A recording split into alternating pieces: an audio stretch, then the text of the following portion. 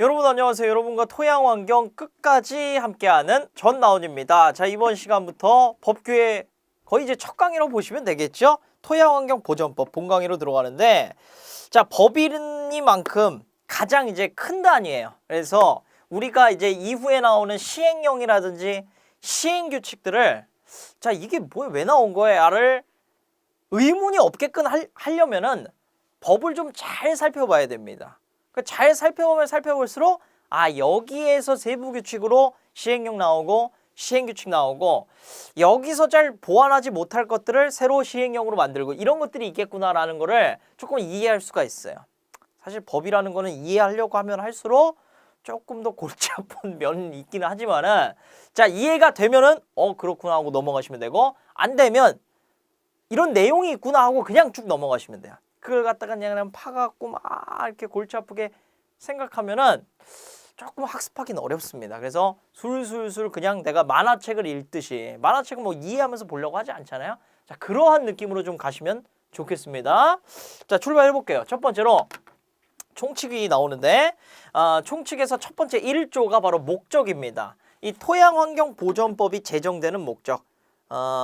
자, 토양 오염으로 인해서 국민 건강 및 환경상의 위해를 예방하고, 오염된 토양을 정화. 그래가지고 결국 뭐 한다라는 거야? 토양의 가치를 높아서 결국 뭐 한다는 겁니까? 국민이 쾌적하고 건강한 삶. 이게 헌법에 의거해서 나왔기 때문에, 헌법에 의거해서 환경정책기본부 만들어지고, 거기에 있는 토양이라는 매체를, 환경을 보존하기 위해서 이런 걸 통해서 결국 국민의 쾌적하고 건강한 삶을 목적으로 한다라는 겁니다. 두 번째, 정의로 가는데, 정의 보니까 용어의 정의를 좀 얘기를 하는 거예요. 첫 번째로 토양 오염이라는 거, 우리가 개론서부터 얘기를 많이 했었죠. 쭉 읽어보게 하시면 되겠고, 자, 토양 오염 물질, 토양 오염의 원인이 되는 물질로서 무슨 영으로 정한다고요? 환경부령으로 정한다. 대통령령으로 바꿀 수 있겠죠. 환경부령의 동그라미. 이런 식으로 체크하면서 공부하는 거예요. 자, 세 번째, 토양 오염 관리 대상 시설이라는 거는 토양오염 물질의 생산, 운반, 저장, 취급, 가공 또는 처리, 그 과정에서 토양을 오염시킬 우려가 있는 시설, 장치, 건축, 구축물을 환경부령으로 정하는 것. 여기도 환경부령 체크하셔야겠죠? 좋습니다. 특정 토양 오염 관리 대상 시설 보니까 환경부령으로 정하는 것. 그러니까 토양 오염 관리 대상 시설 중에서 현저하게 오염시킬 것들은 환경부령으로 따로 지정을 해놓는다는 겁니다. 뭘로? 특정 토양 오염 관리 대상 시설로.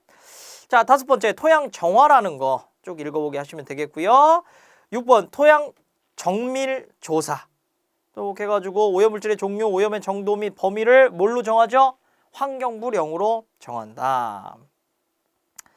토양 정화업, 토양 정화를 수행하는 업을 말한다. 이렇게 7가지가 이 정의에 들어가 있습니다. 그 다음에 3조를 보니까 적용 제외되는 애가 있어요. 이거는 우리 개론에서도 잠깐 다룬 적이 있었죠. 자, 토양환경보전법에 의거해서 좀 아쉬운 부분입니다. 이러한 오염 형태를 가진 토양은 정화할 의무가 없습니다. 아쉬운데, 첫 번째로는 방사성 물질로 오염되면은 그거는 정화할 의무가 없어요. 안타깝지만. 네. 두 번째, 오염된 농지 중에 개량 사업으로 정화하고자 할 때, 그때는 특별히 뭐 토양 정화를 할 필요가 없습니다. 정화 기술을 도입할 필요가 없다라는 거야. 2가지 적용 제외에 들어간다라는 거.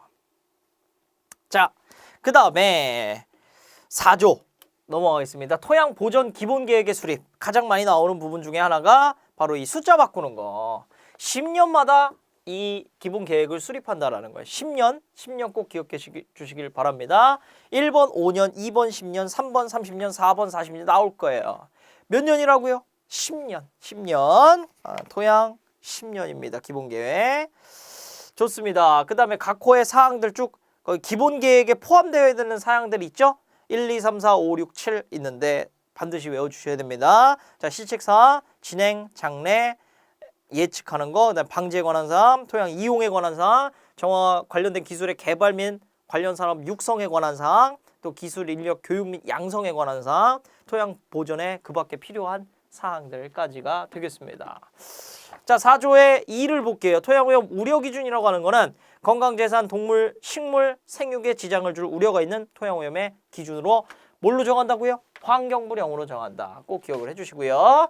제4조의 3 정보 시스템의 구축. 여기 시스템 구축하는 것들에 대해서 나와 있는데 쭉 읽어보게 하시면 되겠습니다. 자, 4조의 4로 넘어갑니다. 토양오염 관리 대상 시설 등 조사. 여기도 읽어보게 해주시면 되겠고요.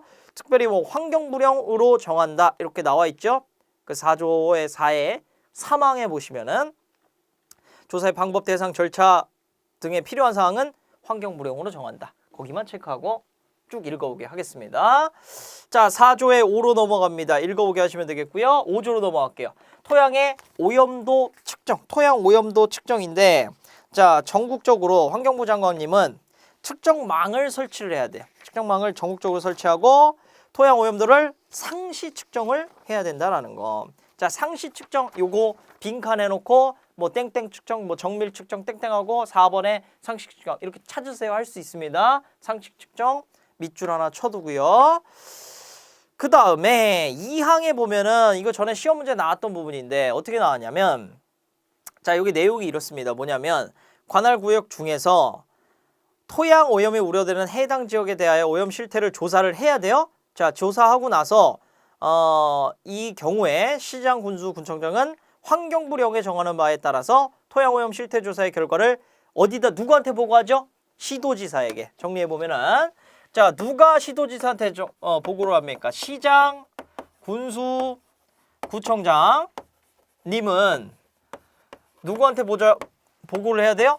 이 내용을, 토양 실태 조사 내용을 시도지사에게 보고를 하고, 시도지사님은 이 내용을, 그리고 또 여기서 보고한 내용하고 자기가 또 보고할 내용을 누구한테 보고하죠? 환경부 장관에게. 이렇게 된다라는 거. 이러한 보고 체계를 갖고 있습니다. 시험 문제에서 바로 일로 간다라고 나올 수가 있어요. 틀리겠죠, 그죠? 잡아주시면 되겠습니다. 자, 그 다음에 나머지 읽어보게 하시면 되겠고, 쭉 그 정밀 조사할 수 있는 뭐 각 호에 대한 사항, 뭐 우려 기준 넘는 거, 실태 조사했는데 우려 기준 넘는 거, 또는 뭐 우려 기준을 넘을 가능성이 크다고 인정되는 지역들 보면은 뭐 토양오염 사고, 산업단지, 폐광산, 또는 폐기물 매립시설 뭐 이런 것들 좋습니다. 그 다음에 6조로 넘어갈게요. 측정망 설치 계획의 결정 고시에 대한 내용들.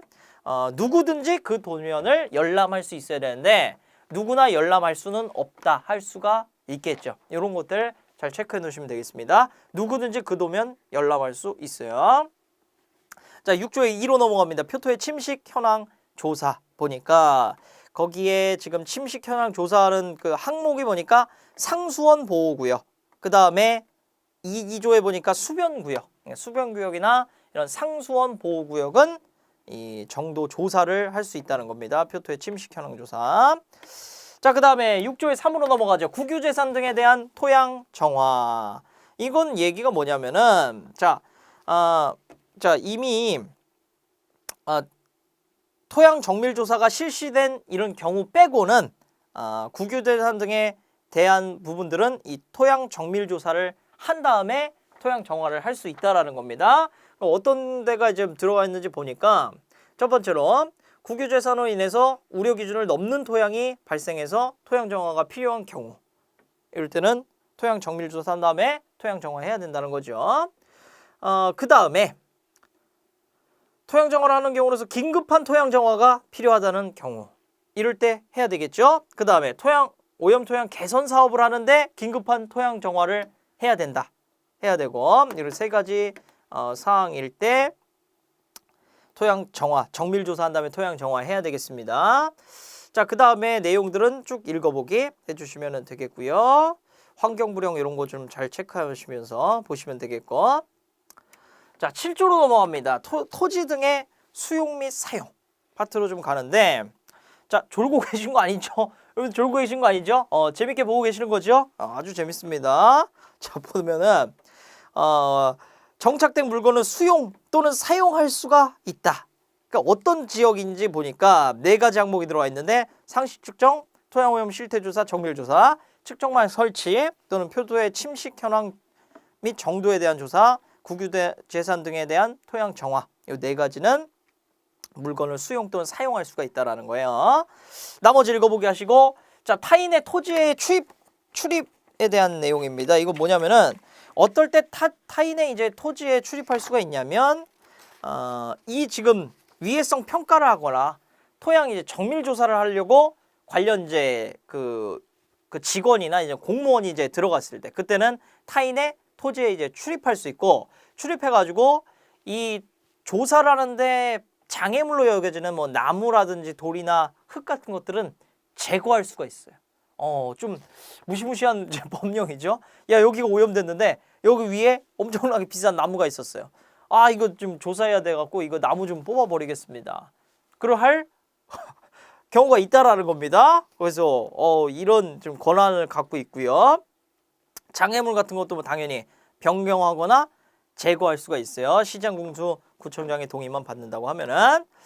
자, 그렇게 해갖고 이제 제거를 하고 이 토지에 이제 출입할 수가 있는데, 이 8조로 인해서 아까 얘기했듯이 뭐 나무를 뽑아버렸는데 내가 엄청난 그 금전적 손실을 입을 수 있죠. 그렇죠?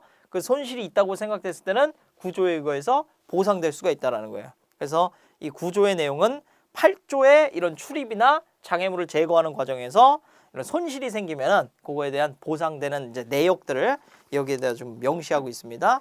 한번 읽어보게 하시면 되겠고, 그 다음에 10조의 2로 넘어갑니다. 자, 10조는 어디 써야 할 수 있는데 이런 것들 다 삭제된 거예요. 여러분들 읽어보다 갑자기 없어졌다 그러면 조항이 삭제됐다 그렇게 보시면 되겠습니다. 자, 삭제되고 10조의 2로 넘어갑니다. 토양 환경 평가, 평가해야 되는 그런 시설들이 있는데, 첫 번째는 토양오염 관리 대상 시설, 두 번째 공장, 세 번째 국방 군사 시설입니다. 그 다음에 토양 환경 평가 항목이나 뭐 절차 방법 이런 거는 우리가 환경 평가를 배웠죠. 익숙하죠, 여러분들. 토양 환경 평가 어디서 배웠습니까? 이거 2과목에서 우리 다뤘었잖아요. 그렇죠? 네, 요 개념들 떠올리면서 한번 읽어보게 하시면 되겠고, 자, 10조의 3으로 갑니다. 토양오염 피해에 대한 무과실 책임 읽어보게 하시면 되겠고요. 그 다음에 10조의 4로 넘어갑니다. 오염 토양의 정화 책임 등 보면은, 자, 정화 책임이라는 얘기가 나와 있습니다. 정화 책임이라는 게 뭐예요? 무슨 말일까요? 정화 책임 말 그대로 어떤 물질이 어떤 토양 오염을 오염시키거나 또는 이 오염된 토양의 소유주거나 아니면 그 오염된 토양을 갖고 있던 거를 누가 아예 그냥 인수를 해버렸어요. 그럼 인수한 사람이 결국 소유주가 되는 거죠. 자, 그런 경우에는 오염을 시킨 사람이나 그 토양의 소유주나 이런 사람들은 정화 책임이 있다라는 거예요. 그래서 정화 책임이라고도 얘기를 하고, 또는 뭐 오염 원인자 뭐 이렇게도 얘기를 합니다. 그래서 원인자, 정화 책임자 하는데, 사실 정화 책임자 안에는 오염 원인자도 들어있는 거고 뭐 소유주도 들어있는 거고 이런 개념이 되겠죠. 그렇죠? 네, 이렇게 보시면 되겠고, 거기 보면은 각각 이제 그 세부 조항이 나오는데, 어떤 사람이 이제 정화 책임이 있냐면, 첫 번째로 토양 오염을 발생시킨 사람, 오염 원인자가 되겠죠. 그렇죠? 그다음 두 번째, 토양 오염의 발생 당시 토양 오염의 원인이 된 토양 오염 관리 대상 시설의 소유자나 점유자, 운영자, 역시나 원인자의 개념이 되겠죠. 그렇죠? 그다음에 합병 상속이나 그 밖의 사유로 권리 의무를 포괄적으로 승계한 사람, 이거 소유자가 되겠죠. 그렇죠? 토양 오염이 발생된 토지를 소유하고 있었거나 현재 소유 점유하고 있는 자, 소유자의 개념이 되겠죠. 그래서 어쩐 이런 분들은 정화 책임을 갖고 있다라고 보시면 되겠습니다. 자, 그 다음에 그 외에 뭐 세부 조항들은 읽어보게 하시면 되겠고, 자, 10의 5조로 들어갑니다. 토양 정화 공제조합의 설립. 자, 공제조합이라는 건 사실 폐기물에서도 이것도 있는데, 뭐냐면 토양 정화할 때 굉장히 이제 내가 뭐 세금 부담이라든지 또는 정화를 뭐 실패했을 때 여러 가지 그 리스크들을 좀 보완하기 위해서 공제조합이라는 걸 설치를 합니다.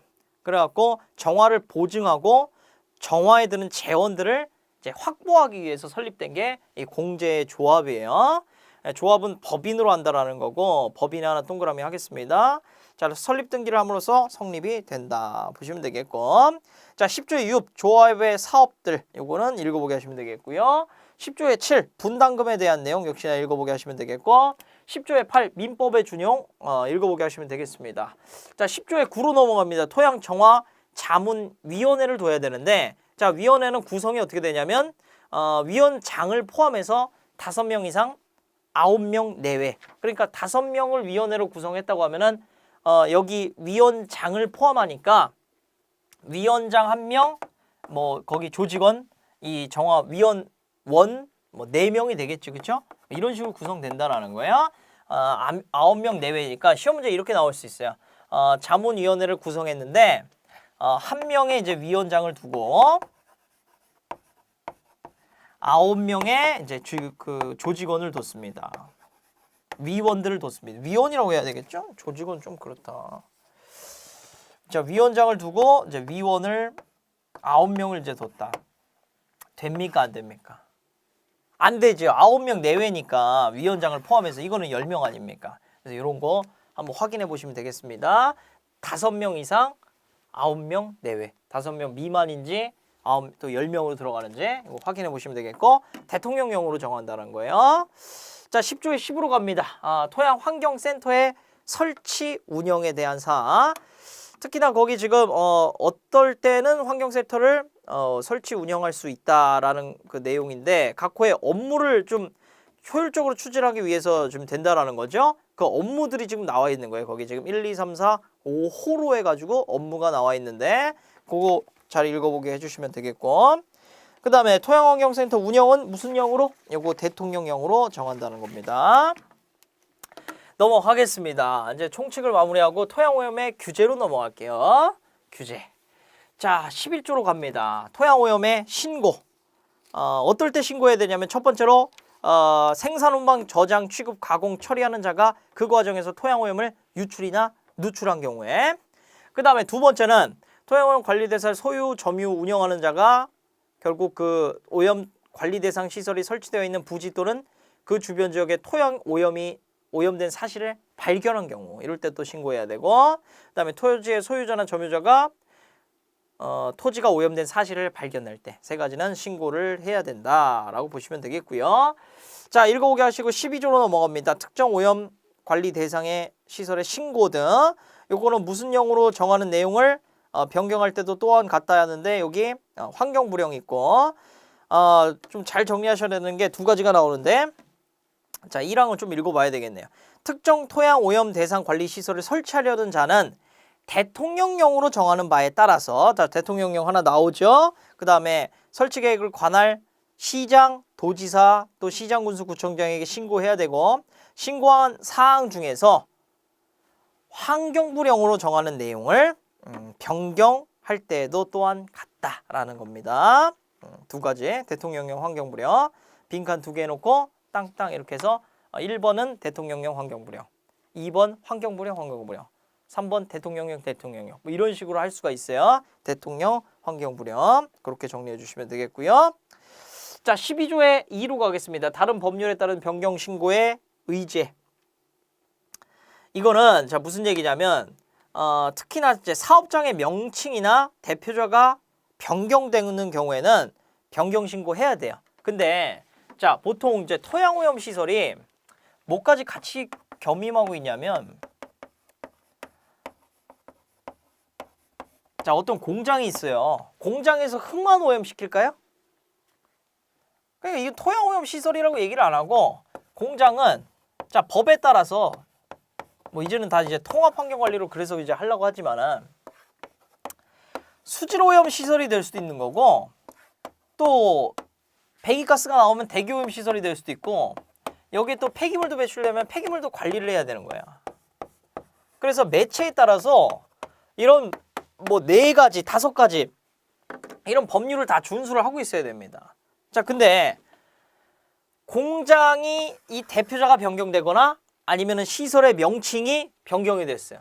변경 신고해야 되는데 그럼 매체마다 다 해야 되잖아요. 그러니까 매체마다 다 하지 말고 대기나 수질에서 한번 했으면은, 저기 보시면 물환경보전법에 의해서 변경 신고하거나 대기환경보전법에 의해서 변경 신고했으면은 요거까지 그냥 다 되는 걸로 할게. 예를 들어서 뭐 소음 발생하면 소음까지도 다 변경 신고 안 하고 그냥 됐다고 할게라는 이 조항이 법률이 제 12조의 2입니다. 그렇게 이해를 해주시면 되겠습니다. 자, 그 다음에 13조로 가면은 토양 오염 검사죠. 쭉 무슨 뭐 대통령령인지 환경물형인지 잘 체크하면서 읽어보게 하시면 되겠고